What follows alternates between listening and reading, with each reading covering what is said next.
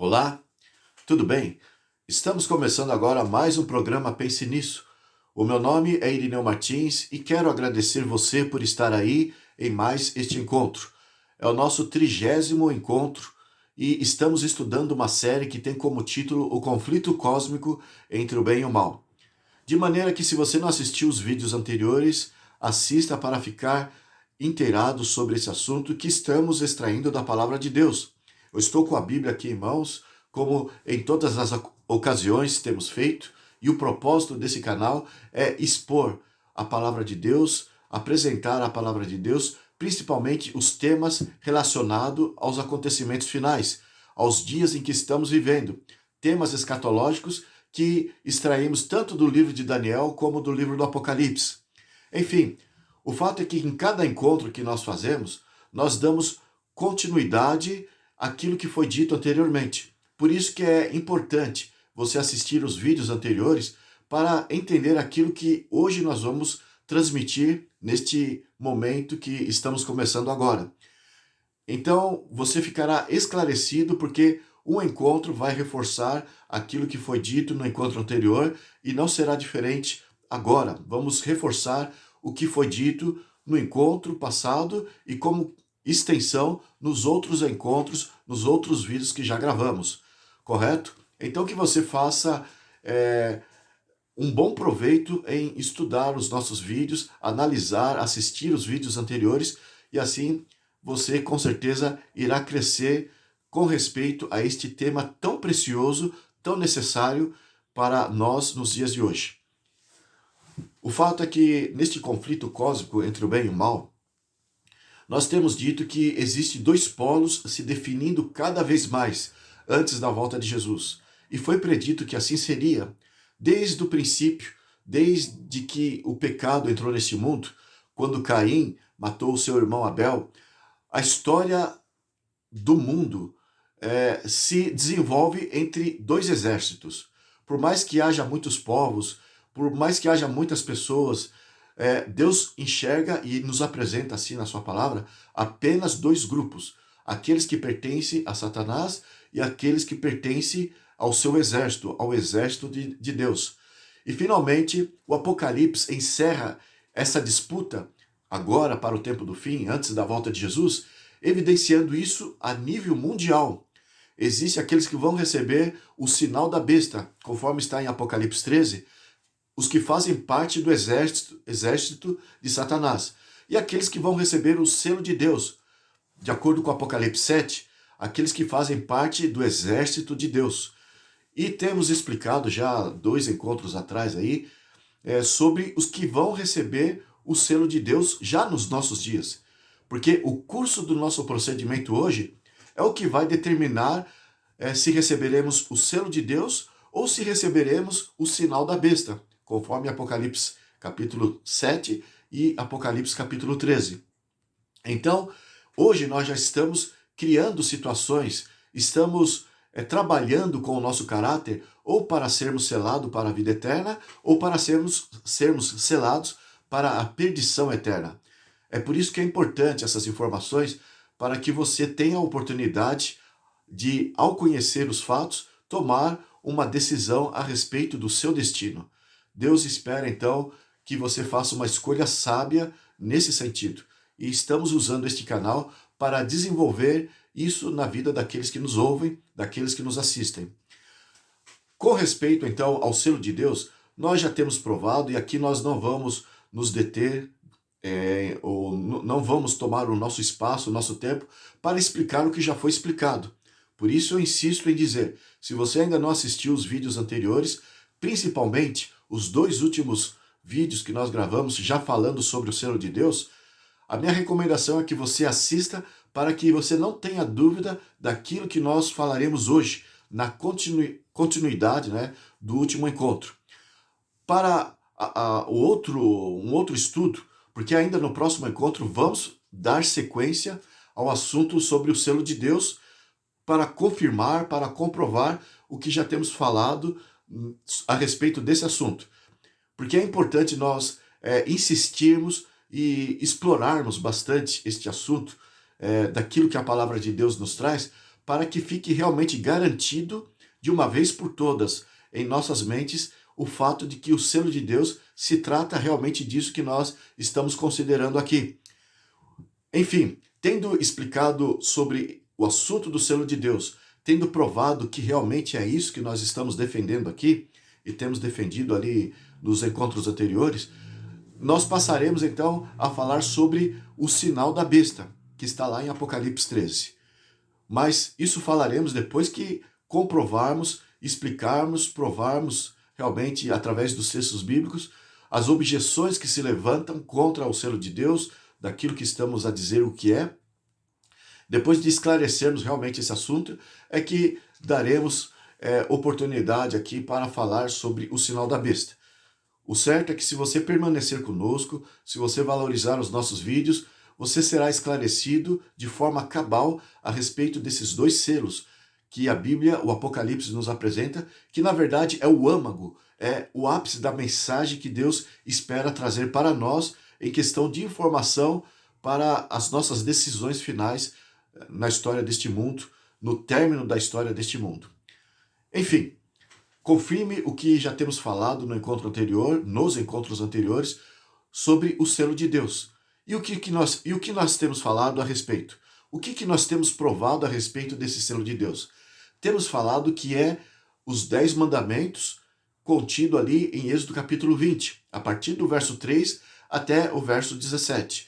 Ali você encontra o decálogo, os 10 mandamentos, e Deus, na verdade, diz que é esta lei, é este emblema que será colocado na mente e no coração dos seus filhos.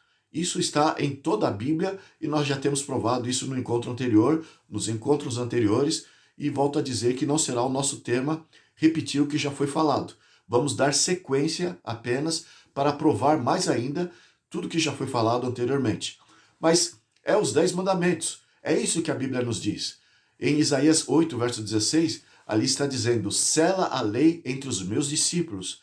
Porque a lei, os 10 mandamentos, no seu todo, é que vai estar na mente e no coração dos discípulos de Deus na terra. E nós temos provado isso. Agora, muitas pessoas se colocam contra isso, achando que os 10 mandamentos caducou, já não tem mais valor, né?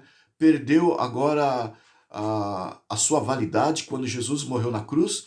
E essas pessoas dizem que Jesus, ele agora estabeleceu uma nova aliança. E essa nova aliança não tem nada a ver com os 10 mandamentos. E afirmam esses cristãos que defendem este ponto de vista que antes de Cristo, os homens eles eram salvos pelas obras. A partir de Cristo, os homens passaram a ser salvos pela graça. No entanto, o que essas pessoas não percebem ao defenderem esse ponto de vista é que elas estão contradizendo a si mesmas. Elas esquecem que Jesus disse: ninguém vem ao Pai senão por mim. Em outras palavras, não há homem nenhum de época alguma antes de Cristo que pode ir a Deus por intermédio das suas próprias obras. Não é por obedecer que o homem realmente será salvo. Sempre é por intermédio de Cristo. E quando se fala ninguém vem ao Pai senão por mim, Jesus dizendo, significa que qualquer ser humano, ao entrar no céu, isso só será possível através da graça oferecida por Deus por intermédio de Cristo Jesus. Ao ele morrer na cruz, ele pagou a nossa dívida, a dívida de pecado, como transgressores da lei de Deus, porque em 1 João 3, verso 4, ali diz que pecado é a transgressão da lei de Deus. Muitas versões da Bíblia traz essa identificação de pecado. Outras versões diz iniquidade é a transgressão da lei de Deus. Mas é pecado. O pecado, na verdade, é a transgressão da lei de Deus. Iniquidade é o pecado, e isso diz respeito à transgressão da lei de Deus. E diz Romanos 6, 23, que o salário do pecado é a morte, ou seja, a recompensa daqueles que transgridem a lei de Deus é a morte. A punição do transgressor da lei de Deus é a morte, é isso que a Bíblia diz. Agora, Jesus, ao morrer na cruz do Calvário, ele pagou por nós essa dívida. Porque através de Adão, todos nascemos com a natureza pecaminosa e todos passamos a pecar pelos nossos atos. E Jesus, então, ele pagou essa ofensa que os homens herdaram de Adão. De forma que agora Cristo é o nosso substituinte.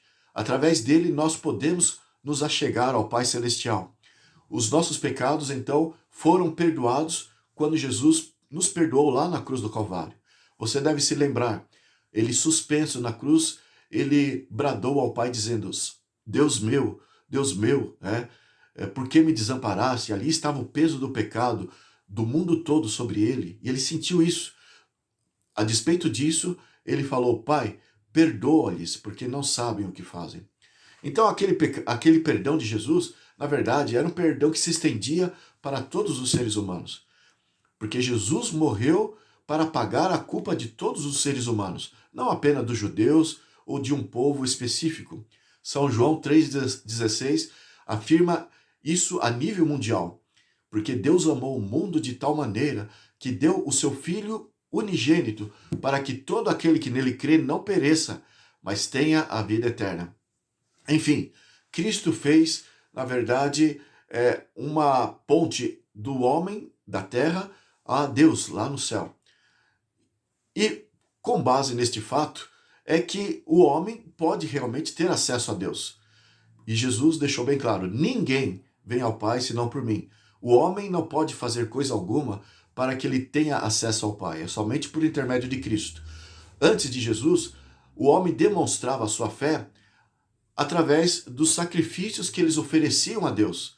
Os sacrifícios de cordeirinhos que se oferecia ali no santuário, antes era um altar simples que os patriarcas erguiam e sacrificavam um animal como demonstração da sua fé no cordeiro que ao futuro deles estaria para vir ao mundo para morrer pelo homem. Depois, ao tempo de Moisés, isso se dimensionou, ganhou uma forma mais ampla. O ritual ficou muito mais específico através da atuação de sacerdotes, através do tabernáculo, da mobília que Deus pediu para que se colocasse ali no tabernáculo. Tudo tinha um significado, um simbolismo da obra redentora de Cristo a favor do homem. Então, a despeito de tudo aquilo, a ideia de Deus é para que os homens olhassem para a obra de Cristo, olhassem para o futuro, para o Redentor que viria para morrer no lugar do homem, pagando a culpa do homem. Cristo, então, é o motivo. Cristo é o centro da história e é o que realmente faz com que o homem tenha a vida eterna. E quando muitos cristãos evangélicos, pentecostais e até católicos dizem que Cristo veio abolir a lei e afirmam que antes a salvação era pelas obras e agora, através de Cristo, a salvação é pela graça, estão se contradizendo ao afirmarem as coisas desse jeito. Porque em qualquer época a Bíblia nos afirma assim: a salvação depende da obra de Cristo. Antes, olhando pela fé para o futuro, olhando para Cristo que ainda viria. E agora, pela mesma fé, olhando para Cristo que já veio. Nós que vivemos hoje no século XXI, temos que exercitar a nossa fé na obra salvífica de Jesus, que morreu por nós na cruz do Calvário, agora há 2000 anos atrás. Sempre é a fé que move o coração daqueles que serão salvos. Não será a obra, nunca foi e nunca será a obra dos homens que Deus aceitará para a salvação. A despeito disso, essas pessoas que têm a Bíblia, que estudam a Bíblia, eles têm motivo para pensar desse jeito, porque eles abrem a Bíblia e encontram alguns pontos que, se for ler de forma isolada do seu contexto, dá realmente a entender que a salvação antes de Cristo era pelas obras. E vamos então analisar alguma coisa aqui, na medida do possível. Vamos aproveitar o nosso tempo para analisar essas visões que esses nossos irmãos, muitos deles honestos, muitos deles sinceros, pessoas verdadeiras, que Deus tem um apreço especial, mas que por pensarem que Jesus aboliu a lei lá na cruz do Calvário, que antes a salvação era pelas obras e depois de Cristo é que passou a ser pela graça.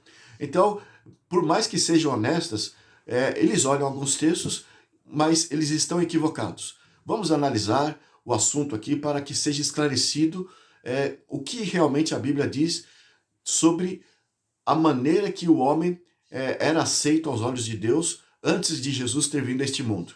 Para começar, para dar uma certa razão para esses nossos irmãos, vamos ler o que está lá em Deuteronômio, capítulo 4.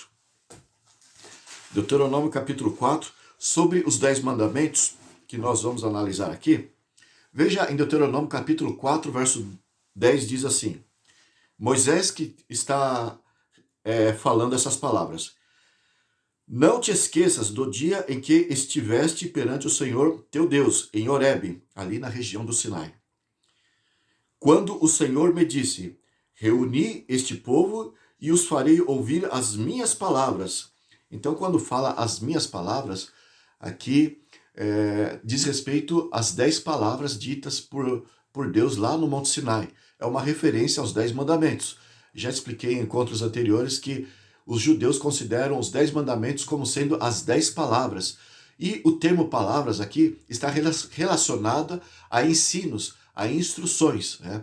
E Deus coloca os 10 mandamentos, principalmente desde a sua origem, lá no Sinai, quando foi dada para Moisés, como sendo palavras de instruções. E por isso Deus faz uma relação de ser os 10 mandamentos, algo que deveria os pais ensinar aos seus filhos. Então essas palavras têm uma conotação de instruções, e é os 10 mandamentos que serviria para isso. Então, continuando a leitura. As minhas palavras, a fim que aprenda a temer-me todos os dias que na terra viver, e as ensinará a seus filhos. Então, o que os 10 mandamentos deveriam ensinar? Quando foi na sua origem dado para Moisés lá no Monte Sinai, deveria ensinar as pessoas a temer a Deus. Então, os 10 mandamentos tinham esta função, levar o povo de Deus a temer a Deus. Então, grave aqui esta orientação que você já está considerando da palavra de Deus sobre os 10 mandamentos. Ao tempo de Moisés, então, Deus deu os 10 mandamentos como as 10 palavras, como instrução, como orientação para o povo naqueles dias. E você vai entender depois por que é assim. Vamos ver o verso 13 de Deuteronômio 4, provando que trata-se dos 10 mandamentos. O verso 13 diz: Então vos anunciou ele a sua aliança, que vos prescreveu os 10 mandamentos, e os escreveu em 2 tábuas de pedra. Enfim, aqui deixa bem claro que se reporta aos 10 mandamentos. E veja que aqui nesse verso 13, diz que esses 10 mandamentos é a aliança de Deus com o povo dele. O povo de Israel recém tirado do Egito, que atravessou ali durante 40 anos, atravessou o deserto e chegou ali em Canaã. Mas este povo aqui, ainda depois que saiu lá da escravidão do Egito, Deus estava falando essas palavras, ainda era recente a sua saída do Egito. Haviam vivido 400 anos debaixo de chicotadas, debaixo de gritos, debaixo da violência dos egípcios. Eles eram escravos, eles não tinham um trato humano ali, eles eram tratados de forma violenta pelos egípcios. E eles aprenderam aquela cultura e Deus agora libertou eles daquela situação de escravos, de subordinados, e levou eles até o Sinai, e aqui nós temos essa situação. E Deus chama a partir de então os 10 mandamentos de aliança. Enfim, o que Deus queria ensinar com esta aliança? E por que o termo aliança é dito ali no Velho Testamento a respeito dos 10 mandamentos? Deus então usou os 10 mandamentos como ensino e era uma aliança. Mas vamos analisar algum outro texto, aqui Deuteronômio 5, por exemplo, para explicar esse assunto. Deuteronômio capítulo 5, a partir do verso 1, diz assim: Chamou Moisés a todo Israel e disse-lhe: Ouvi, ó Israel, os estatutos e juízos que hoje vos falo aos ouvidos, para que os aprendais e cuideis em cumprirdes. Veja novamente, esses estatutos, esses juízos, esses mandamentos, Moisés deixa bem claro que tratava-se de uma lição que eles deveriam aprender, que eles deveriam ser orientados, deveriam tirar como para a educação deles. Então Deus colocou os 10 mandamentos de um jeito para que servisse de lição, e Moisés começa a explicar este fato aqui nessas palavras, né? Que é dito ali como sendo as 10 palavras, conforme já lemos. O verso 2 continua: O Senhor nosso Deus fez aliança conosco em Horebe, que é onde está o Monte Sinai. Veja, os 10 mandamentos aqui é apresentado novamente como uma aliança feita com o povo de Israel. E agora ele acrescenta, o verso 3, não foi com os nossos pais que fez o Senhor esta aliança, e sim conosco, todos os que hoje aqui estamos vivos. Então, nós temos aqui estas informações. Os 10 mandamentos, Deus deu para o povo de Israel como uma forma de instruir, palavras instrutivas de orientações para o seu povo, e foi tido como uma aliança. Agora, eu gostaria, antes de continuar as leituras dos textos, que vamos ler muitos outros versos aqui, eu gostaria de explicar por que é tido como uma aliança com o povo de Israel.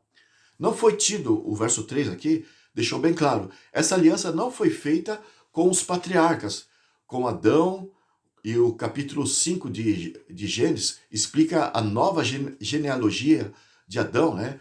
Depois que Abel foi morto por Caim, de Adão então veio o substituto de Caim, um homem temente a Deus, filho de Adão, o nome dele era Sete. Depois veio dando seguimento os filhos de Adão, né? Os netos, bisnetos, tataranetos e assim por diante. Essa genealogia de pessoas que eram devotas a Deus, eram fiéis a Deus, eles na verdade não sabiam dos 10 mandamentos, sabiam da guarda do sábado, porque Deus estabeleceu o sábado na criação, já explicamos a importância disso, como que isso foi valorizado antes do dilúvio, como que o assunto dos 10 mandamentos foi valorizado com Abraão, Isaac, Jacó, e não só os 9 mandamentos que hoje se defende nas igrejas aí, defende 9 mandamentos, mas o mandamento do sábado, que fala para guardar o 7º dia da semana, que está ali no decálogo,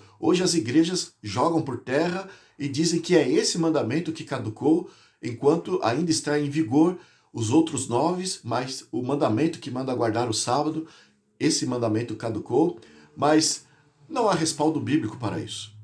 E nós já temos explicado nos encontros anteriores, o fato é que aquele primeiro sábado da criação, os antediluvianos que eram fiéis a Deus, eles guardaram todos os 10 mandamentos. E Abraão, Isaac e Jacó, eles deram seguimento, depois do dilúvio, a esta fidelidade a Deus. Gênesis capítulo 26, verso 5, declara que Abraão obedeceu todos os mandamentos de Deus.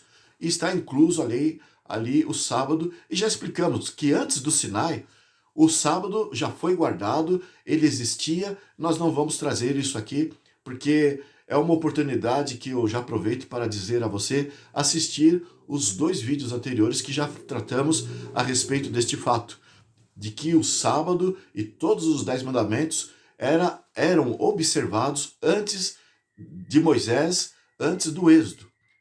Então, o fato é que eles observavam e Deus não fez aliança com aqueles patriarcas. Os 10 mandamentos é tido como aliança apenas com o povo de Israel a partir do Êxodo. Isto é um fato.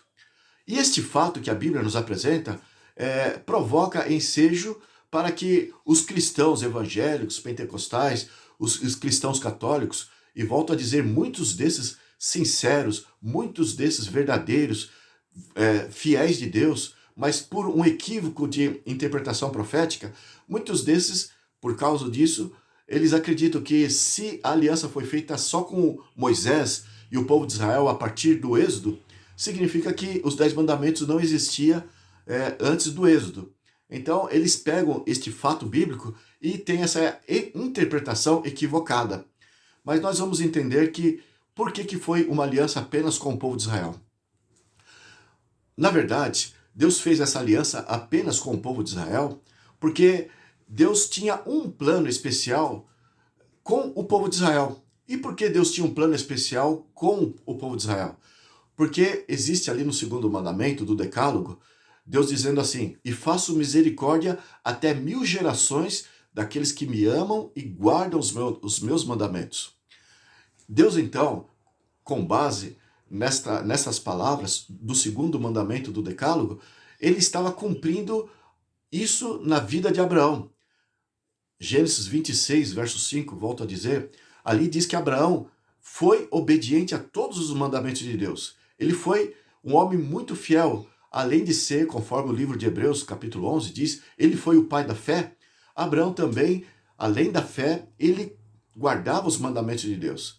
A propósito, a verdadeira adoração a Deus é proveniente da fé, e a fé promove as obras. É isso que diz o livro de Tiago, capítulo 3. E Abraão foi este verdadeiro adorador de Deus. Ele, pela fé, ele guardou os mandamentos de Deus. Ele acreditou em Deus e foi obediente a Deus. E Deus, então, ele prometeu abençoar até 1000 gerações aqueles que são fiéis a ele. E aqui temos Abraão. E da linhagem de Abraão veio o povo de Israel. E Deus, ele não quebra a sua aliança. Ele prometeu e ele passou a cumprir.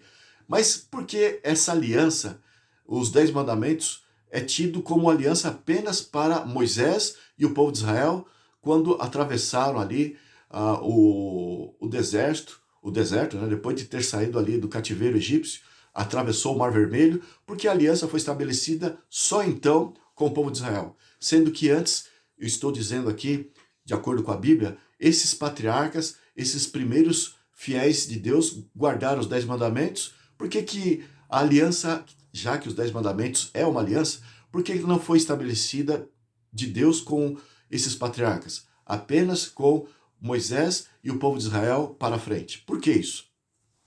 Isso aconteceu porque Deus usou Israel como uma figura de uma esposa. E não só no Velho Testamento, Deus olha para o seu povo, que na época era Israel, não olha para o seu povo como uma esposa, mas também no Novo Testamento.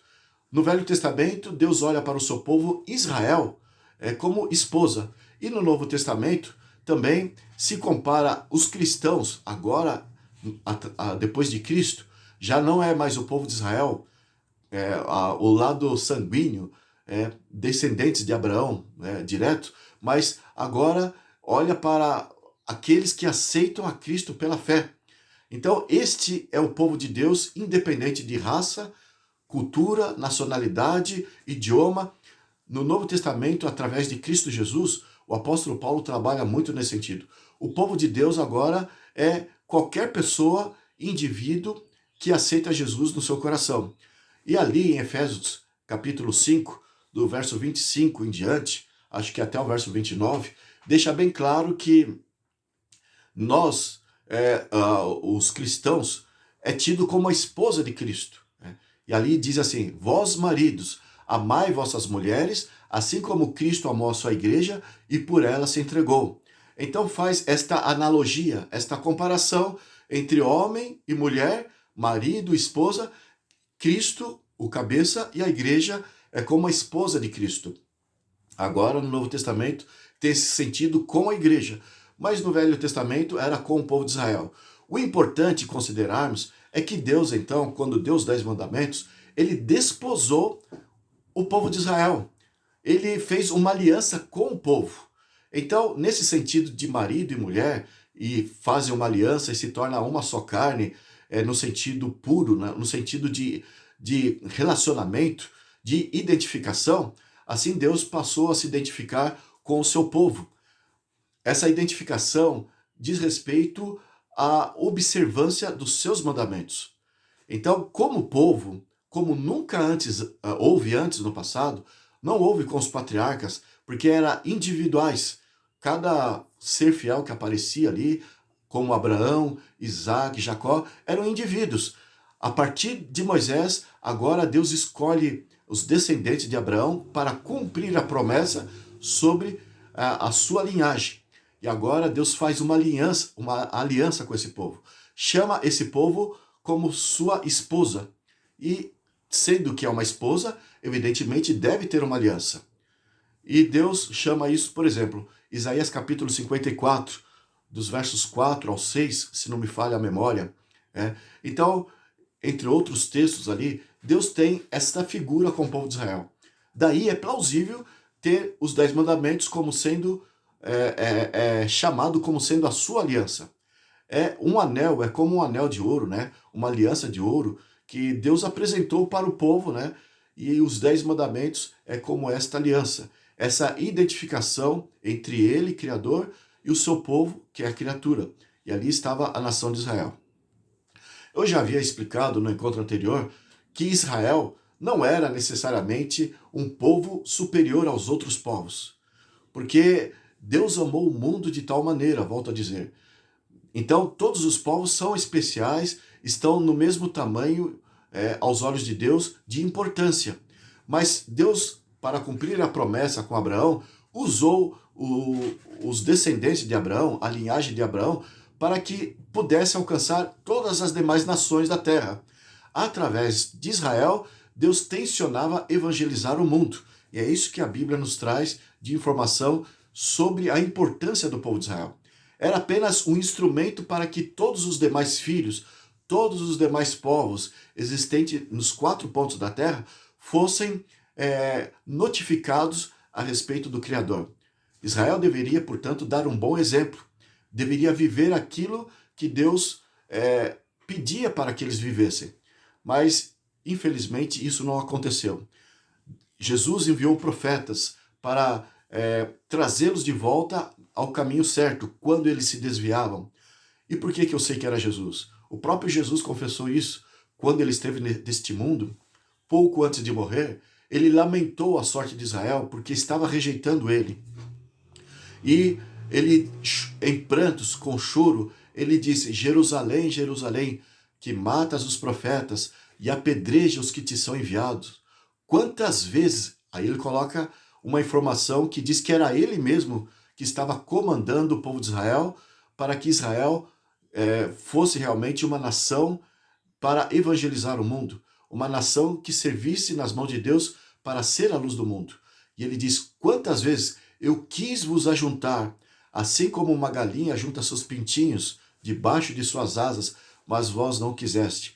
Então Jesus lamentou a escolha que Jerusalém, o povo de Israel, havia optado, mas ali prova que foi ele que acompanhou o povo de Israel, foi ele que trouxe profetas para o povo de Israel, e finalmente ele mesmo veio para o seu povo, e a Bíblia diz: veio para os seus, mas os seus não o receberam. Finalmente crucificaram o Salvador do mundo. Posteriormente, numa outra ocasião aí, nós vamos provar que aquela profecia que você encontra em Daniel capítulo 9, dos versos 24 ao verso 27 ali, fala das 70 semanas. Ali é uma profecia com respeito à oportunidade que Deus daria para o povo de Israel, desde um determinado tempo apontado ali na profecia. Nós não vamos analisar isso aqui, mas ela coloca um início para a contagem de tempo de oportunidade para o povo de Israel. Ali fala das 70 semanas. 70 semanas, diz o anjo para o profeta Daniel. 70 semanas estão determinadas sobre o teu povo, sobre a santa cidade. Essas 70 semanas, numa linguagem profética, é uma indicação de 490 dias proféticos, que em profecia a linguagem é simbólica. Cada dia representa um ano. Então, 70 semanas dá 490 dias, de forma que temos na profecia 490 anos, desde o início que a profecia aponta que ela deveria começar até o seu final, 490 anos, seria o período de oportunidade que Deus daria para Israel, para que fosse realmente o povo escolhido, o povo seleto que Deus ainda poderia usar para ser a luz do mundo. Nós vamos estudar essa profecia quando falarmos especialmente sobre o plano da redenção de Cristo Jesus ao homem através do santuário Santuário Celestial, né? Que é a próxima série que vamos analisar depois desta série. Esta série é o conflito cósmico entre o bem e o mal. Vamos deixar esse tema da profecia dos 490 anos para a próxima série. O fato é que Deus usou a nação de Israel como sua esposa até o momento em que a profecia sobre Israel, de oportunidade sobre Israel para que fosse um Israel missionário para o mundo. Então Deus deixou o povo de Israel como povo seleto para cumprir a sua missão na terra. Se o povo de Israel tivesse sido um povo que abraçasse a sua missão, que realmente tivesse dado ouvido às oportunidades que teve, né? Então, esse 490 anos deixaria de existir, o povo de Israel daria continuidade até que finalmente todas as nações, todos os povos da terra seriam iluminados pela verdade, seriam evangelizados e Deus teria um outro plano, né, para salvar a humanidade. Pelo fato da negligência do povo de Israel, Deus tem apresentado, através da igreja, o plano B. O plano A era o povo de Israel. Enfim, o fato é que no Velho Testamento explica que Deus desposou a nação de Israel lá desde o princípio, quando deu os 10 mandamentos. Vamos ver o que está lá em Êxodo capítulo 19, verso 3 ao 6, fazendo referência aos 10 mandamentos, diz assim: Subiu Moisés a Deus e do monte o Senhor o chamou e lhe disse: Assim falarás à casa de Jacó e anunciarás aos filhos de Israel: Tendes visto o que fiz aos egípcios, como vos levei sobre asas de águia e vos cheguei a mim? Agora o verso 5 diz: Agora, pois, se diligentemente. Veja, era uma condição, isso que Deus está propondo, esta aliança, este casamento aqui, da parte de Deus, ele foi fiel. Mas o povo de Israel deveria permanecer fiel também para que continuasse sendo tido como esposa. Então, este se é um indicativo de condição. Então, o verso 5 diz: Agora, pois, se diligentemente ouvir a minha voz e guardardes a minha aliança, então sereis, né, nessa condição, então sereis minha propriedade peculiar dentre todos os povos, porque toda a terra é minha. Então, era a condição para que Israel permanecesse como sendo o povo seleto de Deus, né? E era tido então como esposa. Aqui temos 10 mandamentos, a aliança que deveria ser mantido como um sinal de fidelidade. A obediência deles era uma demonstração desta fidelidade. O verso 6 então conclui: Então, nesse sentido, vós me sereis reino de sacerdotes e nação santa. São estas palavras que falarás aos filhos de Israel. Deus comissionou Moisés para transmitir ao povo esta aliança que Deus estava fazendo com eles. E a Bíblia fala que, infelizmente, Israel não manteve a sua fidelidade e Deus precisou enviar profetas constantemente, conforme eu disse aqui. O profeta Oséias foi tido de forma dramática como um simbolismo de Deus, que era o profeta, né? Ele representou Deus em relação ao seu povo, né? E nessa representação, Deus pediu para que ele se casasse com uma prostituta. E tudo que aquela prostituta fazia de dor para o profeta era para ilustrar para o povo, o livro de Oséias diz isso, para ilustrar para o povo o quanto aquele povo de Israel, que era tido como esposa de Deus no Velho Testamento, estava ferindo o seu coração. Finalmente, então, chegou o momento que Israel rejeitou de vez a sua oportunidade e Cristo, através da igreja, dá continuidade à mesma mensagem de salvação para o mundo. Mas por que então que não foi feita aliança com os patriarcas, conforme nós lemos lá em Deuteronômio, no capítulo 6? Porque Deus queria usar o povo de Israel para evangelizar o mundo. E ele, então, nesse sentido, ele se casou com o povo de Israel, assim como depois Cristo se casou com a sua igreja, numa linguagem pura de amor, de relacionamento entre Deus e os seus filhos, o seu povo na terra. Então, Deus usou essa esposa, que no caso era Israel, para ser a luz do mundo e por isso tinha que ter aliança. E Deus, então, a partir daquele momento em que ele casou com o povo, ele estabeleceu os 10 mandamentos como aliança. É somente isso. E não há necessidade das pessoas acharem que os 10 mandamentos não existiam porque ele não é tido como aliança com os patriarcas. Porque Deus fez essa aliança com o seu povo. Significa que ele deveria levar avante para outros povos aquela verdade que eles passaram a conhecer de Deus. Mas veja que, quer dizer, nós tínhamos lido Deuteronômio capítulo 5, né?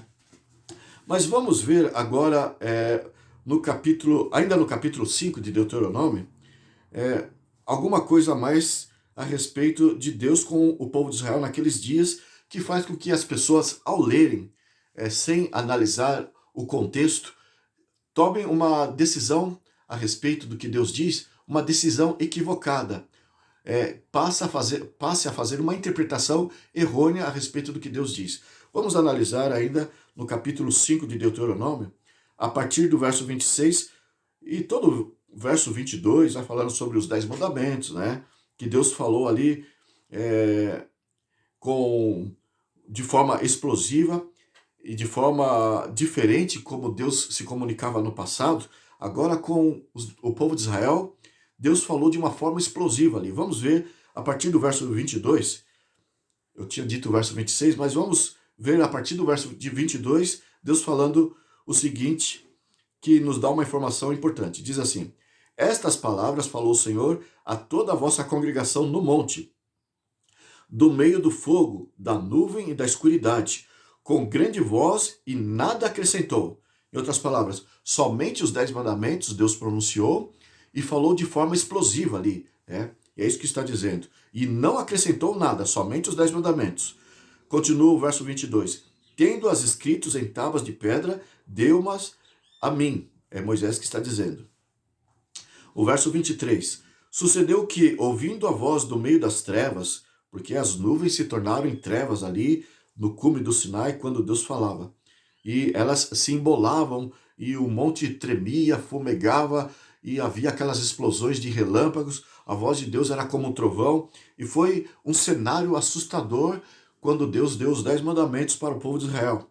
E aqui está dizendo assim, o verso 23, Deuteronômio 5, 23. Sucedeu que, ouvindo a voz do meio das trevas, enquanto ardia o monte em fogo, vos achegaste a mim todos os cabeças das vossas tribos e vossos anciãos, e dissestes: eis aqui o Senhor nosso Deus, eis aqui o Senhor nosso Deus nos fez ver a sua glória e a sua grandeza, e ouvimos a sua voz no meio do fogo. Hoje vimos que Deus fala com o homem e este permanece vivo. O que nós estamos considerando aqui então, e nós vamos ver alguns outros textos, é que Deus ele falou de forma explosiva. Deus procurou impressionar eles, e aqui nós vamos extrair um outro simbolismo do povo que Deus atribuiu ao seu povo. Além de esposa, ele atribuiu um outro simbolismo que justifica essas explosões que a Bíblia nos apresenta quando foi dado os 10 mandamentos. Ainda vamos ler o que está a partir do verso 26. Diz assim: porque quem há de toda a carne que tem ouvido a voz de Deus, do Deus vivo, e o Deus vivo é aquele que criou os céus, a terra e o mar. Nós já explicamos isso no encontro anterior, e isso tem tudo a ver com o selo de Deus que você encontra lá em Apocalipse 7, dos versos 1 ao 3. Ali fala que o anjo trazia o selo do Deus vivo para selar os servos de Deus nos últimos dias. E aqui está falando, fazendo referência aos 10 mandamentos, usa a mesma frase. O verso 26, vamos ler de novo. Porque quem há de toda a carne que tem ouvido a voz do Deus vivo falar do meio do fogo, como nós ouvimos, e permanecido vivo? E o verso 28 diz: ouvindo, pois, o Senhor as vossas palavras, quando me faláveis a mim, o Senhor me disse: eu ouvi as palavras desse povo, as quais te disseram, em tudo falaram, os quais te disseram, e agora Deus acrescenta, em tudo falaram eles bem. O que você vê aqui que Deus ficou feliz com a declaração desses anciãos. Esses anciãos que falaram com Moisés, né? Deus ficou feliz, aqui se você for ler aqui no contexto, no versículo 27, que eu não li aqui, eles disseram para Moisés que eles tinham medo da maneira como Deus se manifestou lá no cume do Sinai. E como representantes do povo, eles estavam falando em nome do povo, falando para Moisés, para que quando Deus fosse falar com eles de novo, que não mais falasse daquela forma, conforme ele disse os 10 mandamentos, mas sim que falasse apenas com Moisés e que Moisés transmitisse a mensagem para eles. Por que eles pediram isso para que Moisés fizesse? Porque eles ficaram com medo daquela maneira que Deus havia se revelado. Então eles não queriam mais passar por aquela experiência. Trovões, relâmpagos, e um monte tremendo, fumegando, e nuvens negras se embolando. Enfim, eles não queriam mais aquela experiência que dava pavor.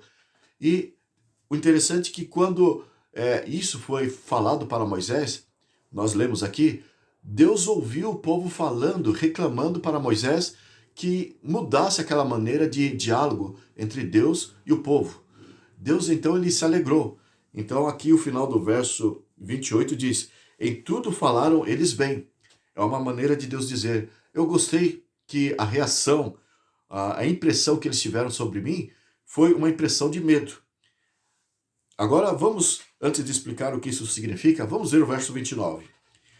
Diz assim, Deuteronômio 5, 29.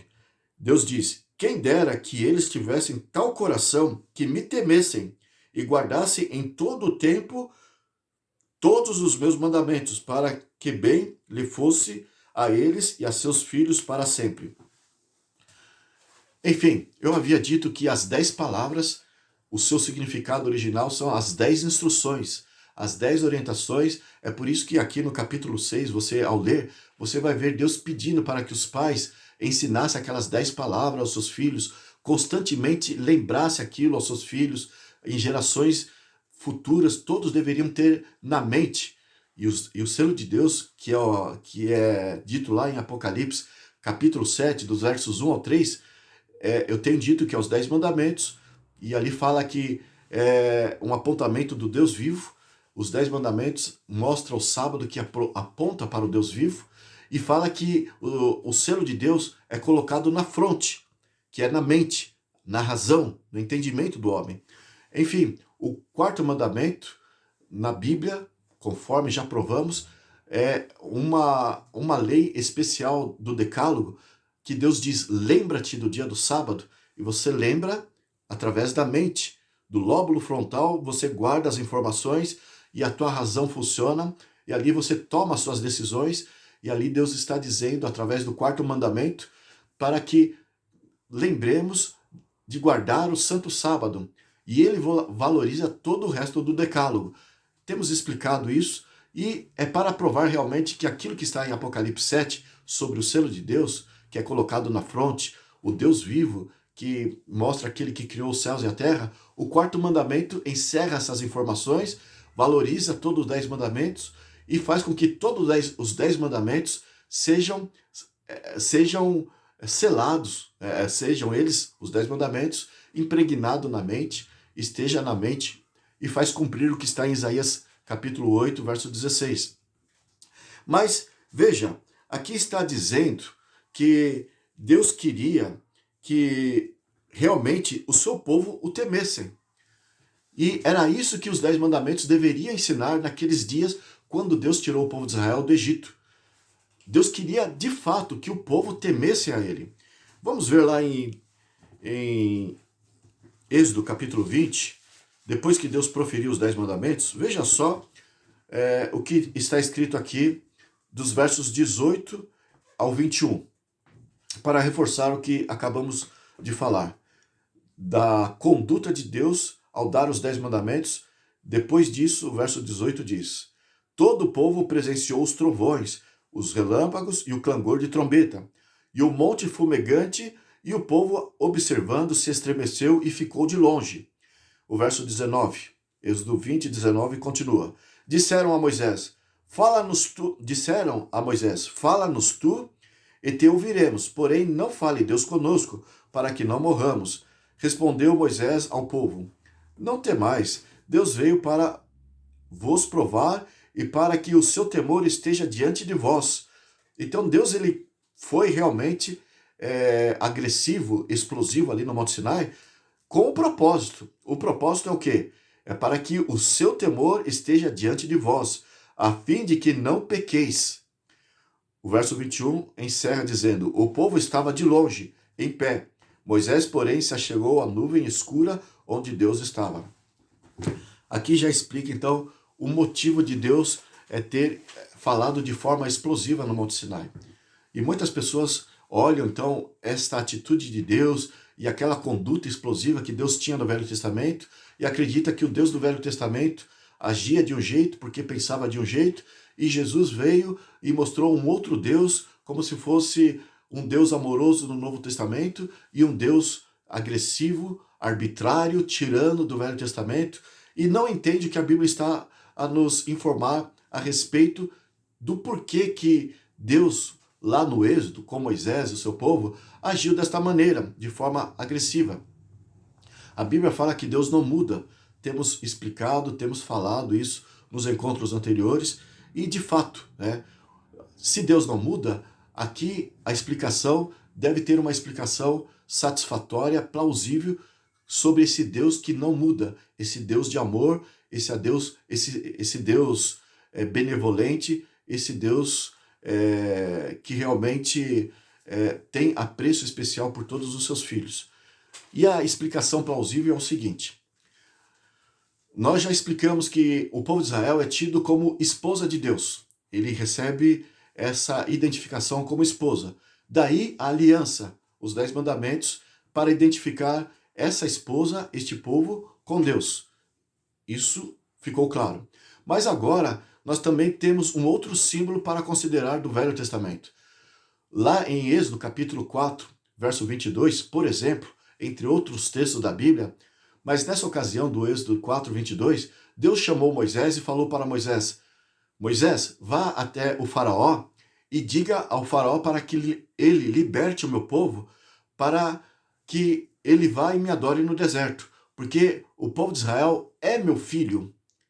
Aqui está um outro símbolo que no Velho Testamento você encontra a respeito de Deus em relação ao seu povo na terra. Tanto no Velho Testamento como no Novo Testamento, Deus olha o seu povo como sendo a sua esposa, mas também olha o seu povo como sendo o seu filho. E é debaixo dessas identificações, esse simbolismo que Deus atribui para com seu povo, é que tem as informações que precisamos entender do porquê que ele tratava assim no Velho Testamento. Enfim, aqui agora vai a explicação do porquê que Deus era explosivo no Velho Testamento.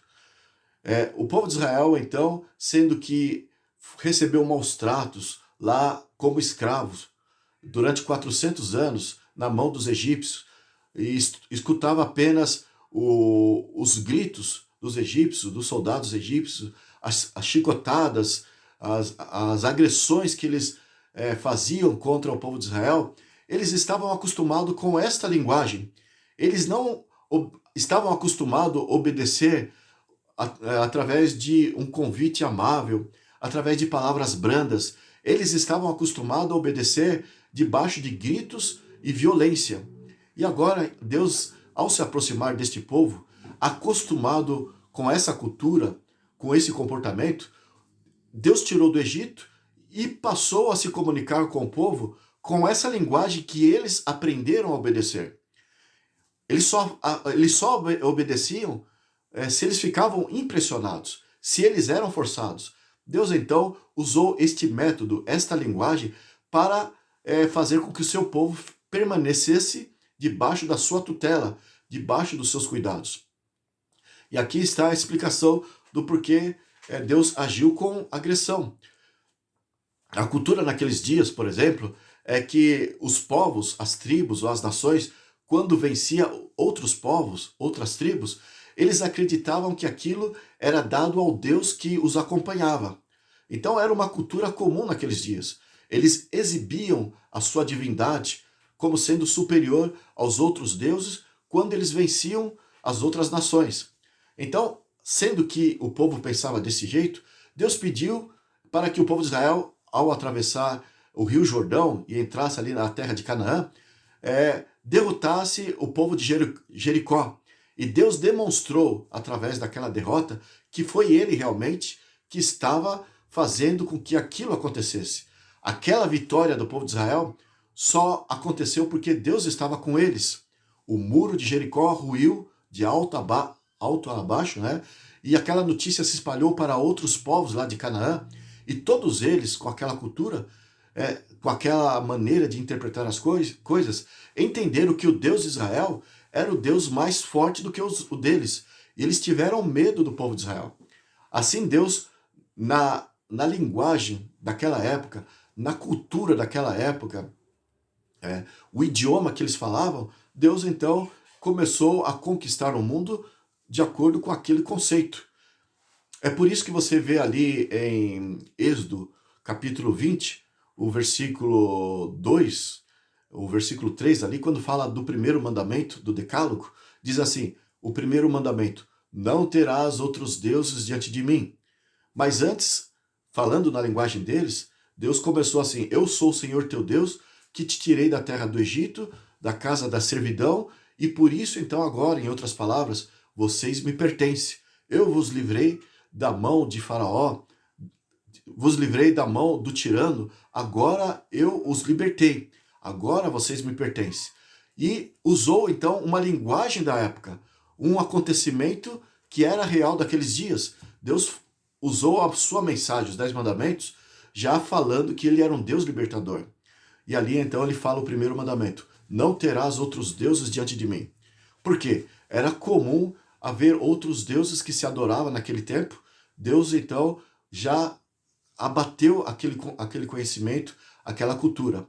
Deus então precisava reeducar o seu povo, e esse processo foi lento e foi falando de acordo com a cultura, aquilo que eles podiam entender, de acordo com aquilo que estava ao alcance deles. Ora, 400 anos vivendo de forma errada, eles precisavam aprender aos poucos. Tanto é que nós já consideramos, com respeito à guarda dos mandamentos, a guarda do sábado, que antes do Sinai, o povo de Israel já conhecia. Lá em Êxodo capítulo 16, o verso 28, Deus diz para o povo de Israel, antes do Sinai, até quando vocês vão se recusar a guardar as minhas leis, os meus preceitos? Significa que eles já sabiam, porque Deus se comunicava pessoalmente, individualmente com os patriarcas, e eles passaram a informação de Deus para o povo de Israel, e Israel, depois de 400 anos, lá no Egito, eles perderam aquelas orientações, perderam aqueles contatos com a palavra de Deus, e agora Deus passou a reeducá-los naquele processo, desde quando libertou eles das mãos de Faraó. Então, aproveito para dizer aqui duas coisas. Primeiro, o povo de Israel era um povo monolatra. Você deve entender o que significa isso. Eles, pela cultura que eles haviam assimilado ali no Egito durante 400 anos como escravos, eles aprenderam que realmente existem muitos deuses. Eles receberam esta informação, os filhos de José, os netos, bisnetos que viveram ali, eles receberam a informação de que havia muitos deuses. E há de convir comigo que quando Deus foi tirar o povo de Israel das mãos de Faraó, os deuses ali do Egito faziam milagres. E o povo de Israel presenciava aquilo e era normal para eles. E eles conheciam então outros deuses. Então eles eram monolatras. O que é um monolatra? O monolatra no caso. O monolatra é aquele que acredita que existem vários deuses, no entanto, deposita a sua fé em apenas um deles.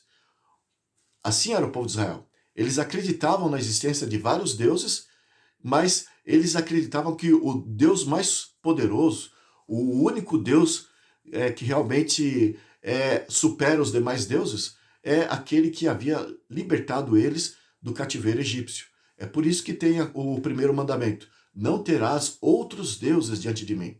Deus está usando aquele jargão que eles conheciam. Então Deus, nesse processo, iria fazer eles entenderem que não existia, na verdade, outros deuses. Porque os demais deuses que se acreditava eram deuses fictícios, eram deuses abstratos fabricados pela imaginação humana. E Deus queria dizer que ele era o único Deus. Mas o povo de Israel, eles tinham ainda a dificuldade de entender as coisas assim. Para eles, Deus era o mais poderoso, aquele que os tirou do Egito. No entanto, havia outros deuses. Tanto é que quando houve aquele episódio de Moisés se demorar a voltar do Monte Sinai, o próprio Arão ali fez com que fosse feito um bezerro de ouro. O povo fez o bezerro de ouro e ali o deus egípcio, né, o deus Serapis, o bezerro ali que eles fizeram, eles reconheceram como fosse o próprio Deus que estava ali com eles para substituir aquele outro Deus. Né? Então eles depositaram a sua fé naquele Deus porque eles achavam que o Deus de mão forte que os libertou do Egito havia abandonado eles, agora estava com Moisés lá no Monte Sinai e já não tinham mais participação com eles. E para não ficar sem a direção de uma divindade, sendo eles monolatras, acreditando que existia outros deuses, então optaram por se dedicar àquele Deus que eles fizeram ali, o bezerro de ouro. Enfim, isso é uma orientação do que nós temos aqui nessa situação, mas a outra coisa é o seguinte: o povo de Israel, além de ser monolatra, Deus falou na linguagem deles, quando diz assim lá em Êxodo capítulo 20, verso 1 e verso 2, ali se não me falha a memória, também o verso 2, Deus se identificando antes de dar os 10 mandamentos, quando Deus diz assim, eu sou o Senhor teu Deus que te tirei da terra do Egito e da casa da servidão. E assim ele, logo em seguida, pronuncia os 10 mandamentos, usando aquele jargão da época, usando aquela realidade que o povo de Israel vivia, ele mostrou o seu cartão de identificação com essas palavras. Em outros dizeres. Quando Deus disse isso para eles, Deus estava dizendo, olha, eu sou o Deus que vos liberta. Eu sou o Deus que tira as correntes que vos aprisiona. Eu libertei vocês da escravidão e agora eu vou te dar uma lei. E lá no livro de Tiago, no capítulo 2, dos versos 10 ao 12, fazendo referência aos 10 mandamentos, o versículo 12 ali diz que esta lei é a lei da liberdade. Então Deus provou que era uma lei da liberdade, já se explicando antes de dar os 10 mandamentos. Por que eu estou dizendo isso como parênteses do nosso assunto aqui? Eu estou dizendo tudo isso aqui para explicar que aqueles que refutam que os 10 mandamentos ainda está em vigor, que Deus ainda considera os 10 mandamentos, eles dizem que Deus teve que fazer caducar os 10 mandamentos, porque era uma lei que aprisionava, era uma lei que tirava a liberdade. Leem alguns textos do Novo Testamento que fala que a lei aprisiona. Isso nós vamos explicar melhor no próximo encontro. Por que é dito isso no Novo Testamento? Que a lei aprisionava. Então, por não entender o que realmente está dizendo, por não comparar de forma devida o contexto do assunto, eles dizem que os 10 mandamentos era algo que aprisionava e de repente Jesus veio e quebrou os grilhões que eram os 10 mandamentos e libertou o seu povo. Né? Então, isso é uma interpretação totalmente equivocada, totalmente errônea, e a prova está aqui. Se Deus libertou o povo de Israel, por que agora iria escravizá-lo, dando uma lei para que ele se sentisse preso? Deus já começou dizendo, eu sou o Senhor teu Deus que vos libertou.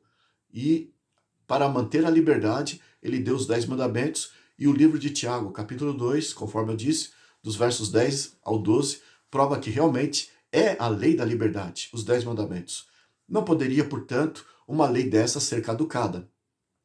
Mas nós estamos considerando esta explosão que Deus teve para falar na mesma linguagem de Israel, né? E Israel era como um filho, uma criança. Mas todo filho cresce, né? E o que acontece na realidade de um pai, de uma mãe que tem um filho pequeno? Não adianta um pai ou uma mãe querer instruir o seu filho ou sua filha quando ainda é de tenra idade, de 3, 4, 5 aninhos, né? Não adianta colocar esta criança numa cadeira e o pai se assentar numa outra cadeira e querer ter um diálogo racional com essa criança.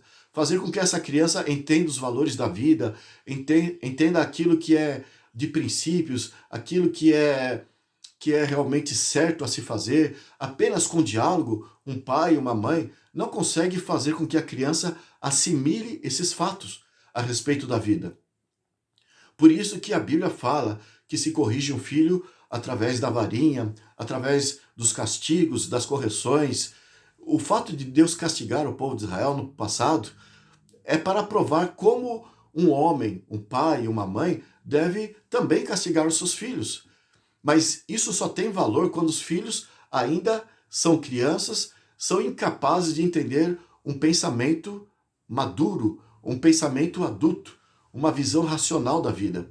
Então, sendo crianças, às vezes os pais têm que usar de recursos de violência, um castigo, algumas palmadas, usar a varinha e assim por diante, para que a criança entenda que ela não deve explorar outros horizontes que são perigosos para ela. Assim, um pai e uma mãe educa o filho e assim o filho vai crescendo, vai amadurecendo, vai tendo experiências da vida, até que chega um momento que o pai tem que conversar, o pai e a mãe, né, tem que conversar com os filhos de forma diferente. Tem que passar os seus valores aos filhos, agora não mais através de castigos, através de alguma atitude arbitrária, agora através do raciocínio. O pai e a mãe, depois que o filho já está maduro, ele se assenta com o filho numa poltrona e começa a conversar, apresentando as razões do certo e do errado.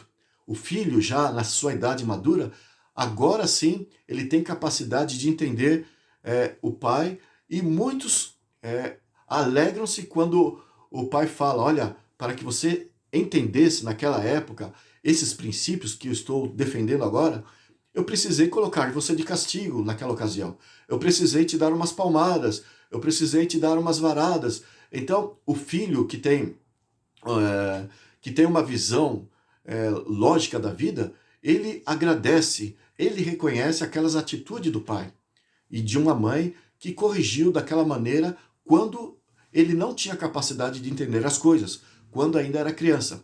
Mas, infelizmente, acontece de um pai e uma mãe ser mal interpretado. Por mais que o pai e a mãe queira falar para o filho ou para a filha que ele foi obrigado a usar de castigo no passado, usar a vara no passado, os filhos, alguns interpretam de forma errônea, são ingratos, não reconhecem que aquilo era um bem para ele. O fato é que a linguagem muda. E foi precisamente isso que aconteceu quando Jesus deveria vir ao mundo. Chegaria um momento que Israel já teria amadurecido. Lá no Monte Sinai, Deus precisou provocar temor. E tudo que Deus fez foi exatamente para que o povo, no temor, permanecesse debaixo dos cuidados de Deus. Vamos ver, por exemplo, Neemias, você encontra isso em Levítico, capítulo 18, dos versos 1 ao 5, o versículo 5 prova isso. Neemias, capítulo 29, ali tem um texto que fala que o povo deveria ficar ali. Neemias 9, verso 29, fala que o povo deveria obedecer, né, para que pudesse viver. Então, por isso que fala, eles ao obedecer, eles continuariam vivos. A obediência é que manteria eles vivos, debaixo dessa comparação que eu passei para você agora. Um filho, ele só permanece vivo se ele tem medo do pai, se ele tem medo da mãe. Porque se ele não tiver medo enquanto é criança, ele vai querer explorar novos caminhos e ele pode até encontrar a morte. Então, esse recurso que um pai usa, a violência, a agressão, a explosão, é para manter o filho vivo. E é isso que diz lá em Levítico capítulo 18, do verso 1 ao 5, Neemias capítulo 9, verso 29, diz também aqui, vamos ver Ezequiel, capítulo 20, verso 13, diz assim: mas a casa de Israel se rebelou contra mim no deserto, não andando nos meus estatutos. e rejeitando os meus juízos, os quais cumprindo os homens viverá por eles. Veja, os mandamentos de Deus no Velho Testamento, ainda que o povo naquele processo de aprendizagem, ainda se desenvolvendo como filho, que é a linguagem que Deus usa para simbolizar o seu relacionamento com esse povo. Então, veja, nesse processo, o povo viveria se fosse obediente, né? Cumprindo o homem viverá por eles. Não adiantava Deus exigir que, olha, filho, quando ainda não tinha maturidade, não tinha experiência com Deus, não adiantava Deus pegar e falar de forma amorável, de forma doce, de forma suave. Eles não tinham, conforme eu disse, principalmente no princípio, depois do cativeiro egípcio, eles não tinham o hábito de obedecer uma voz branda, uma voz suave. Era só através das explosões, através das conquistas, através das vitórias agressivas que as nações, todas elas, entendiam. Ali sim há um Deus que eles têm que reverenciar. O povo de Israel não era diferente. Deus então mostrou que ele iria manter o seu povo através da sua autoridade. E é por isso que Deus não exigia necessariamente que o amasse, porque ainda eles não tinham maturidade para isso. Assim como uma criança de 3, 4, 5 anos não tem maturidade para obedecer um pai e uma mãe, obedecer em tudo um pai e uma mãe, porque ama o pai e a mãe. Uma criança ainda não tem essa experiência de amor, então ela precisa obedecer pelo temor. Era justamente esta situação que precisou acontecer no passado. Obedece e vive. E as pessoas aí, por não entenderem nos dias de hoje, acham que era uma lei que era pelas obras e Deus forçava eles a obedecerem para viver. Não, era só um método para que eles permanecessem no amor de Deus. Veja lá em Deuteronômio, voltando, no capítulo 6, Deuteronômio capítulo 6, veja como Deus, na verdade, sempre queria que o seu povo o amasse. Diz assim, a partir do verso 4, Deuteronômio 6, verso 4. Ouve Israel, o Senhor nosso Deus é o único Senhor. Amarás, pois, o Senhor teu Deus de todo o teu coração, de toda a tua alma, de toda a tua força. Veja, o pedido de Deus, através de Moisés e naqueles dias, era que, dos anciãos que Moisés passou para eles e deles para o povo, é para que o povo aprendesse a amar a Deus. E diz o verso 6, Deuteronômio 6, verso 6, estas palavras que hoje te ordeno estarão no teu coração. Volto a dizer, essas palavras de modo de instrução, de orientação, deveria estar no coração do povo de Israel. Né? Então, eles deveriam aprender com aquilo. Mas, veja, aqui está enfatizando o amor. Né? Deveriam eles desenvolver esse hábito, entendendo, né, qual era o propósito de Deus. O verso 7. Tu as inculcarás, deverá então ser palavras de instrução. Tu as inculcarás a teus filhos, e delas falarás assentado em tua casa, e andando pelo caminho, e ao deitar-te e ao levantar-te. O verso 8. Também as atarás como sinal na tua mão, e te serão por frontal entre os olhos. Veja o verso 9. E as escreverás nos umbrais da tua casa e nas tuas portas. Aqui faz uma referência idêntica ao momento da Páscoa, do jeito que Deus queria que colocasse o sangue nos umbrais das portas da casa de Israel, quando foi para saírem do Egito, e aquilo é um simbolismo de salvação. Aqui Deus está fazendo uma mesma comparação. É um simbolismo, os 10 mandamentos, para colocar na entrada da porta e estar na mente, conforme diz lá em Apocalipse 7, sobre o selo de Deus, dos versos 1 ao 3, o selo de Deus é na mente. Aqui fala, tu as inculcarás a teus filhos. E já disse lá, em Êxodo capítulo 20, verso 8, lembra-te do dia do sábado, lembra-te, põe na mente isso, grave isso, porque é isso que vai te salvar, é isso que vai realmente fazer com que você seja protegido. Ainda em Deuteronômio capítulo 5, verso 29, vamos ler de novo porque já foi lido, Deus diz assim, quem dera que eles, que é o povo de Israel, tivesse tal coração, ou seja, amasse verdadeiramente, tivesse maturidade para entender aquilo que Deus tensionava por eles. Então, que me temessem e guardassem em todo o tempo todos os meus mandamentos, para que bem lhes fosse a eles e a seus filhos para sempre. Deus deu os mandamentos para sempre e queria que o povo entendesse, mas sendo que o povo por si mesmo não tinha uma cultura mais avançada, era um povo que falava aquela linguagem de estupidez, Deus, então, do jeito que um pai trata uma criança, porque é assim que a criança entende, Deus tratava o povo de Israel. Não que era uma lei que Deus forçava e o povo a obedecer debaixo dessa cobrança de Deus, o povo era salvo. Volto a dizer, Jesus deixou bem claro, ninguém vem ao Pai senão por mim. Nunca, ou na verdade, a lei salvou. A função da lei não é salvar. A função da lei é manter os filhos protegidos, os filhos de Deus separados daquilo que é perigoso que contém no mundo. Mas, através de Cristo, isso deveria mudar. Vamos ver lá em Jeremias, capítulo 31, a promessa que foi feita ali, dos versículos 31 ao 33, vamos ler assim. Eis aí, vem dias, diz o Senhor, em que firmarei nova aliança com a casa de Israel e com a casa de Judá. Verso 32. Não conforme a aliança que fiz com seus pais, no dia em que os tomei pela mão para os tirar da terra do Egito, porquanto eles anularam a minha aliança. Não obstante eu os haver desposado, diz o Senhor. Ou seja, eu fiz uma aliança porque eu tive o povo de Israel como minha esposa. Ou seja, o mesmo amor de um marido para com a sua esposa, assim foi o meu trato com o povo de Israel. Mas eles foram infiéis para comigo. Eles quebraram essa aliança. Então, Deus fala que ele tem um plano para que, lá do passado, para que o povo guardasse a sua aliança de uma forma mais verdadeira, de uma forma mais próxima daquilo que Deus queria que fosse. E aqui ele vai descrever, né? O verso 33. Porque esta é a aliança que firmarei com a casa de Israel, depois daqueles dias, diz o Senhor. Na mente lhes imprimirei as minhas leis, também no coração lhes inscreverei. Eu serei o seu Deus e eles serão o meu povo. E aqui prossegue uma profecia dizendo que o Espírito Santo é que se encarregaria de trazer luz, esta verdade, a todas as pessoas.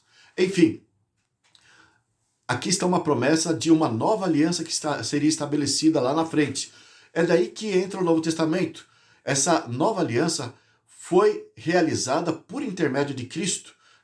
É por isso que Jesus, ao oferecer ali na Santa Ceia o seu sangue, o seu pão representando a sua carne, ele diz, este é a nova aliança que faço convosco. Ele disse aos discípulos ali na Santa Ceia, aqui eu não estou lembrado aqui o texto, mas você vai ler ali na Santa Ceia, Jesus firmando esta nova aliança, falando isso, fazendo uma reportagem, porque o Velho Testamento diz que Deus teria um plano especial para que a lei fosse realmente entendida como sendo preciosa.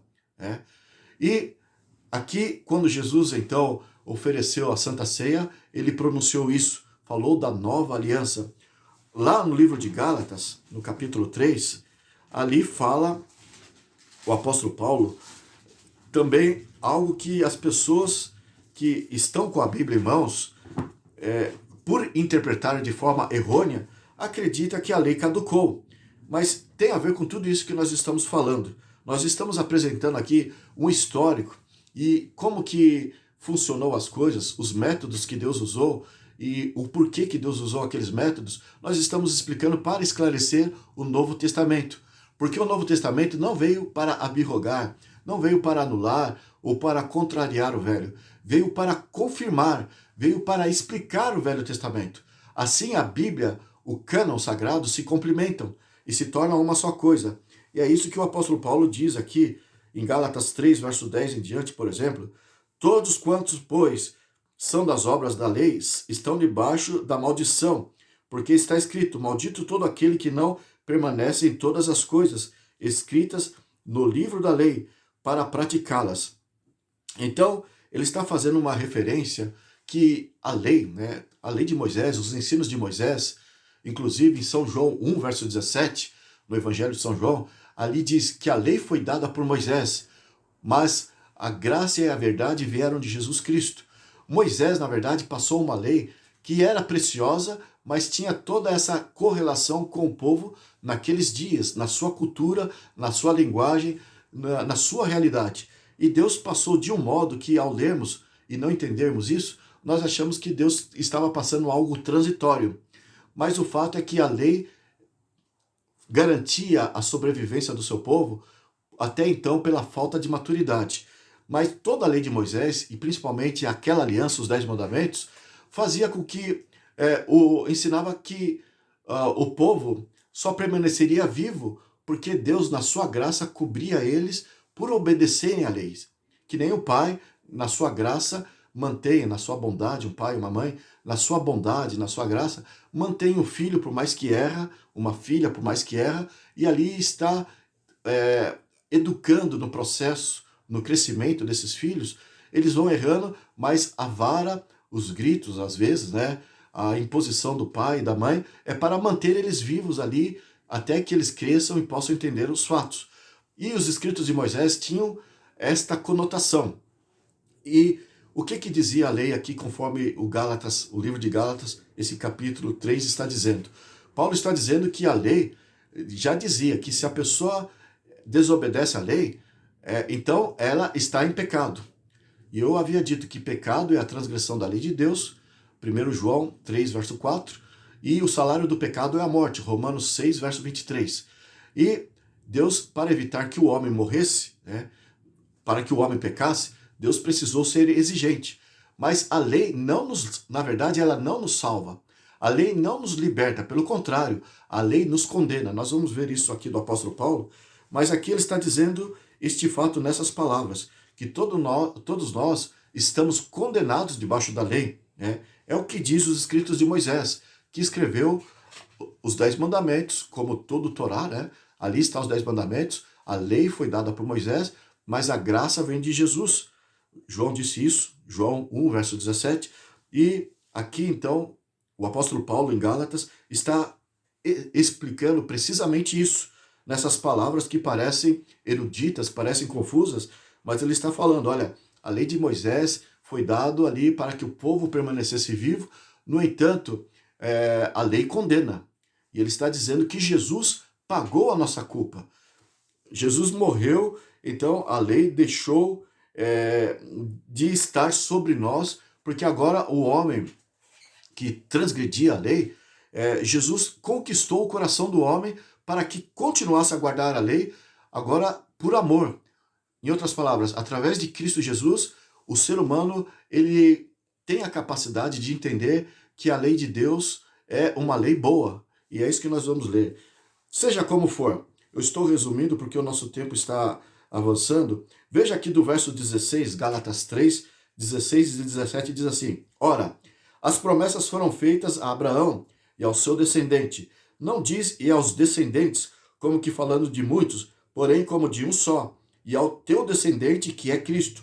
Ele está falando que houve uma promessa de que viria lá no futuro, conforme eu li aqui em Jeremias, né? Deus tinha um plano especial para fazer com que o seu povo guardasse a lei, mas guardasse por amor, não para ser salvo, porque a lei não salva.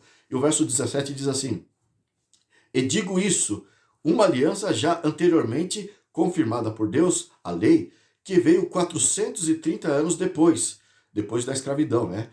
Que foi dado lá para Moisés, esta aliança, conforme eu tenho dito aqui.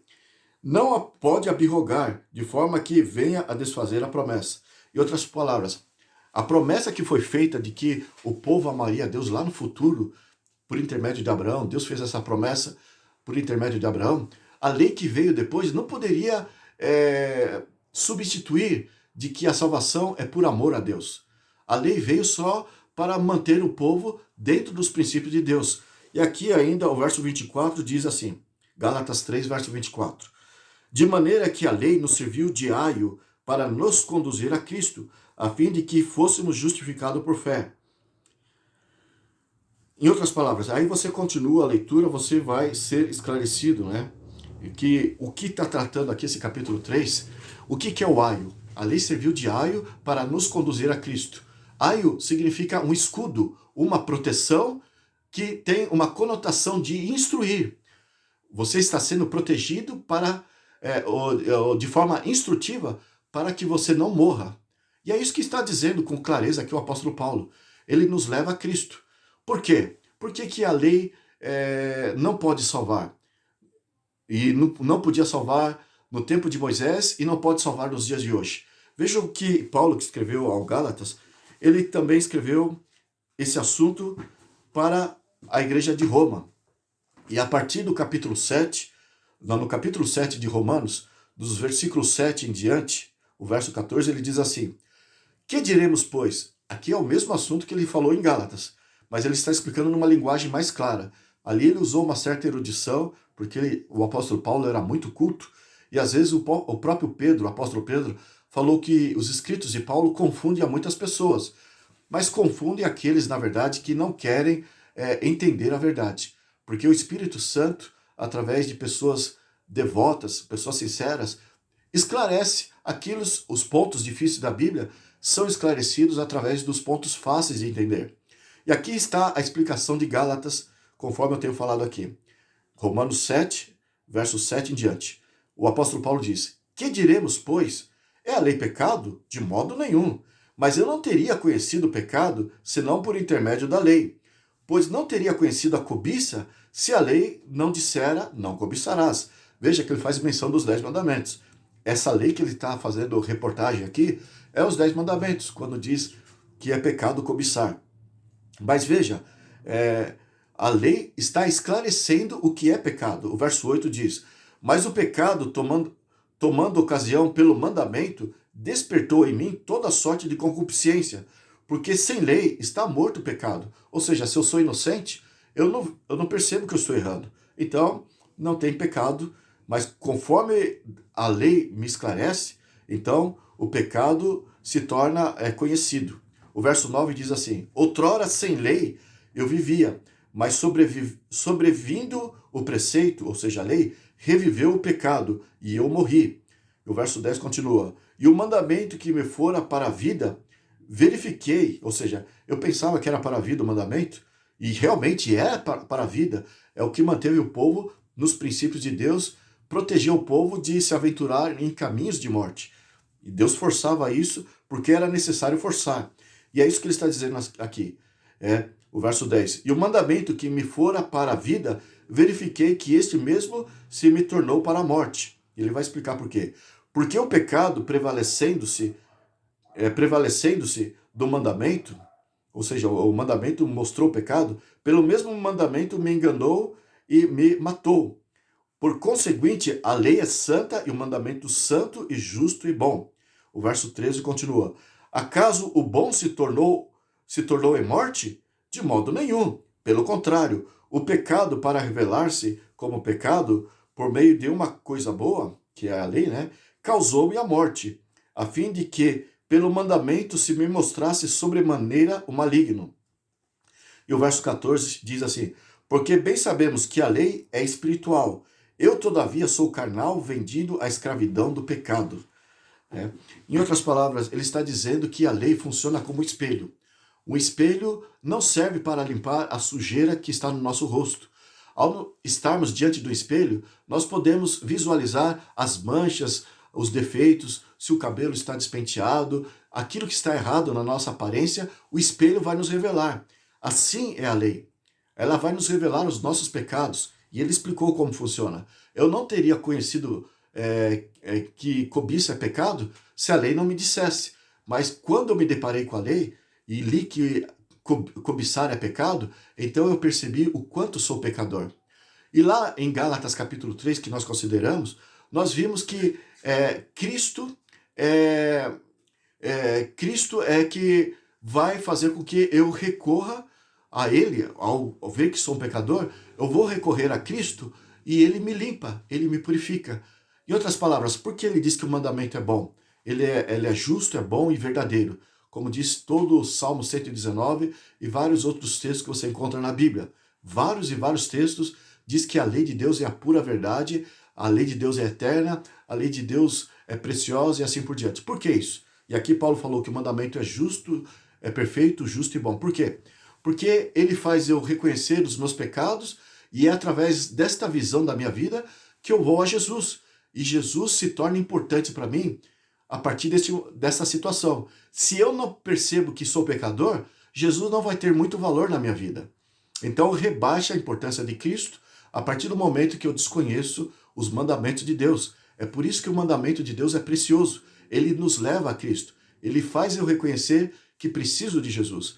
E Gálatas capítulo 3 diz que a lei serviu de aio, serviu de escudo, protegeu para levar as pessoas a Cristo. É isso que diz lá.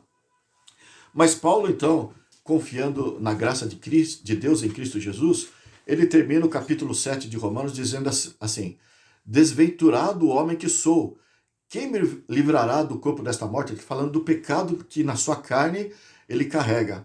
E o verso 25 diz: graças a Deus por Jesus Cristo, nosso Senhor, de maneira que eu, de mim mesmo, com a mente, sou escravo da lei de Deus. Ou seja, ele se coloca totalmente favorável à lei de Deus. Ele serve a Deus colocando a lei de Deus na sua mente, como deve estar selada na mente dos servos de Deus, principalmente nos últimos dias, conforme eu tenho falado aqui. Mas, concluindo o verso 25, mas segundo a carne da lei do pecado. A nossa natureza faz com que nós vivamos o pecado. Aí no capítulo 8, versos 5 a 7 de Romanos, veja só o que diz. Porque os que se inclinam para a carne cogitam das coisas da carne, mas os que se inclinam para o Espírito, das coisas do Espírito. O verso 6 diz: porque o pendor, ou seja, a inclinação da carne, dá para a morte, mas o do Espírito para a vida e paz. E finalmente o verso 7, Romanos 8, verso 7 diz: por isso, o pendor da carne, a inclinação da carne, é inimizade contra Deus, pois não está sujeito à lei de Deus e nem mesmo pode estar. Enfim, o nosso tempo se esgotou. Aqui com essas palavras eu encerro. O apóstolo Paulo diz: aqueles que não receberão o selo de Deus, que não vão aceitar a lei de Deus na sua vida, no seu coração, na sua mente, para se identificarem com o seu Criador, essas pessoas, na verdade, estão sujeitas à carne, são escravas da carne. Elas não se tornaram espirituais verdadeiramente. E quando a pessoa entende esse assunto, ele abraça Deus e se torna espiritual ao se identificar com Deus na observância de todos os seus mandamentos.